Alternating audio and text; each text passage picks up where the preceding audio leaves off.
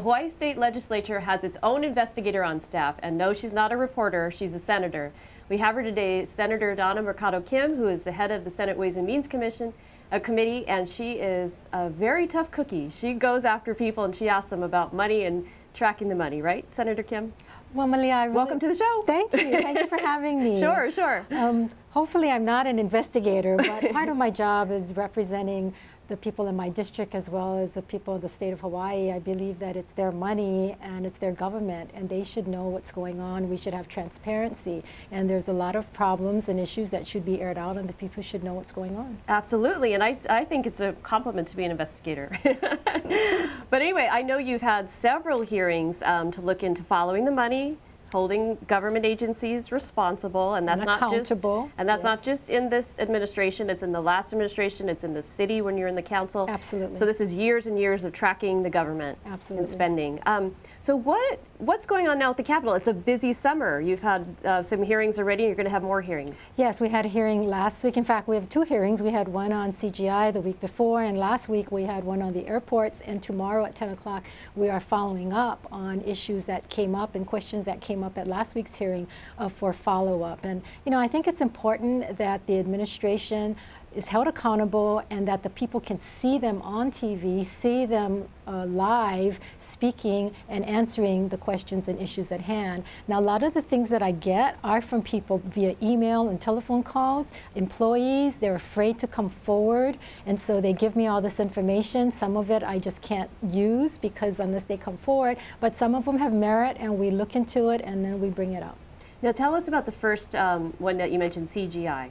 So for people that don't know what that is. CGI involves a contract with the tax department, and this company got paid approximately $25 million to collect $75 million worth in back taxes, or I should say in filers that haven't filed their taxes.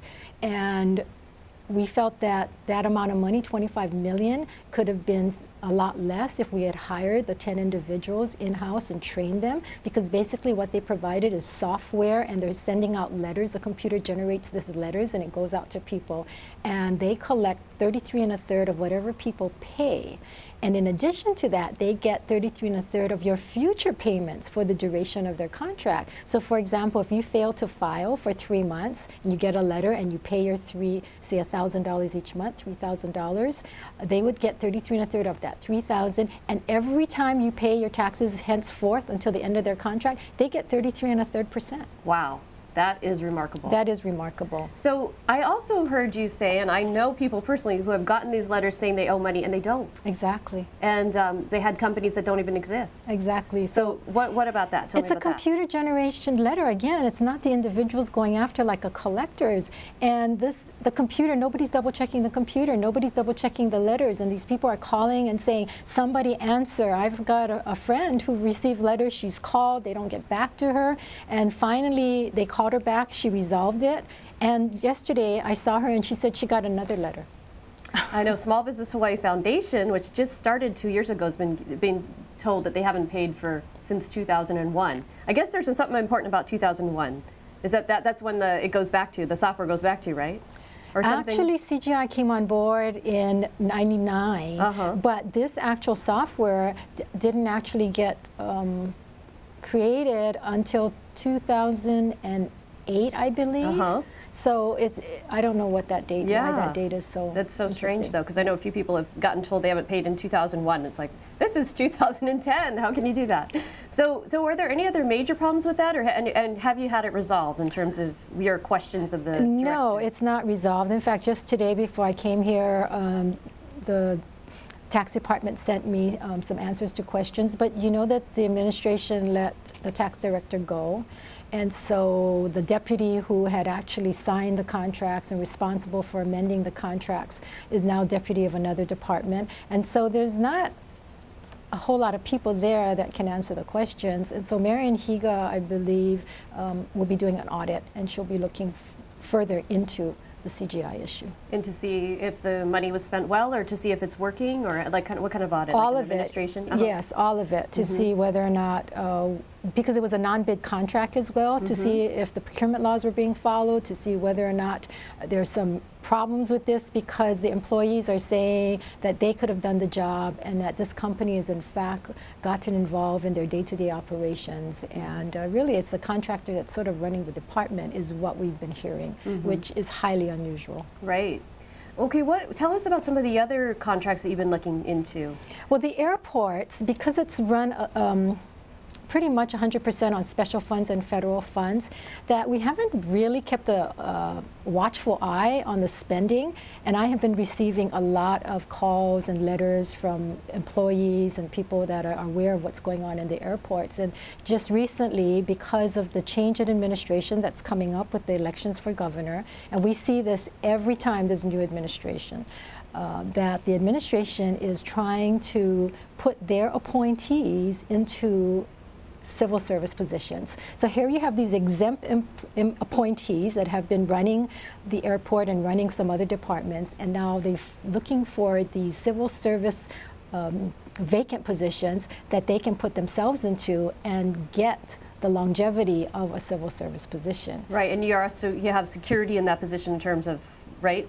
Maybe you can explain that for people in terms of firing. I mean, they have more union protection and that kind of thing, right? Right. Civil service have a 6-month probationary period. They do have certain protections under the law. They do fall under the union, their pay and so forth. It's all controlled by law. Yeah. And so, once they're in, they're in. Once they're in, it's very difficult to get them out. And a good example is at the end of Cayetano's administration, they had put in Davis Yogi as the airport administrator. And when Lingo administration came in, and in fact I have an article here, if our cameras can get that, headlines, where the Lingo administration criticized Cayetano for putting in some of their appointees into these positions.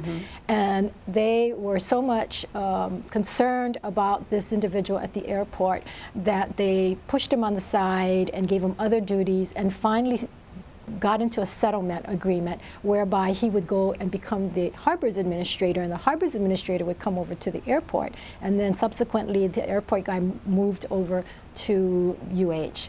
And so when that position got vacant, this administration demoted that position of airports administrator to assistant airports administrator, created 2 other assistant airports administrator, all based on a study that they did, cost the state and the taxpayers $97,000, to say that the deputy of airports should be the focal point, should be the person that's the administrator. And so Mr. Brian Sekiguchi, who is the airport deputy, has been acting in that capacity as airport administrator all these years, left all 3 positions vacant up until this past year, and now they're trying to elevate again this airport administrator position. Now this last budget session, the legislature abolished the administrator position and the other 2 assistant positions. But that haven't stopped them. They've gone and found a clerk 2 position and included civil service position, and now they are trying to turn that position into the administrator position, into an excluded position. And the pay goes from $23,000, which was this clerk position, I think it was, all the way to about $118,000. Wow, amazing. Yes. That's a big blow. That is a big blow. And surrounding that is the nature in which the requirements, the minimum requirements, have been adjusted to say that you need approximately 3 years of running an airport. And I've got calls from individuals saying that they've applied and they have received letters saying that after they have 30 and 40 years of experience at the airport, that they don't meet the minimum requirements because they haven't run the airport for 3 years. Now, how many people out there are going to have that qualification of running an airport for approximately 3 years? Right.